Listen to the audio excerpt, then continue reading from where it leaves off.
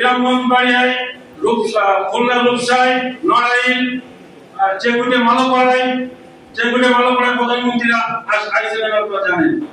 আসার পরেও ওই জায়গায় মালাবাড়িগুলো ভাঙচুর করে তছনছ করে দেওয়া হলো।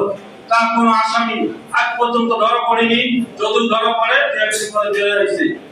বাংলাদেশের কোন জায়গায় সংখ্যালঘু সম্প্রদায়ের পরে অত্যাচারের পরে কেউ আজ পর্যন্ত কোনো আসামি জেলে নেয় না, এমন কোনো নথি নেই। যদি সঠিক বিচার হতো তাহলে আর একটা অপরাধ করতে সাহস হতো। সঠিক বিচার হয়নি, এই কারণে হিন্দুদের পর অত্যাচার বেড়ে যায়। আমি মনে করি আগামী দিনে যে আজকের যে প্রধান উপদেষ্টা যে কথা বলেছেন যে সংখ্যালঘু বলে কিছু থাকবে না, সবাই আমরা বাংলাদেশি, সেই দিক দিয়ে আগামী দিনে যারা যে রাজনৈতিক দল ভোটের মাধ্যমে ক্ষমতায় আসবে তাদের কাছে আমরা প্রত্যাশা করি আপনারা আমাদের পাশে থাকবেন। আপনারা আমাদের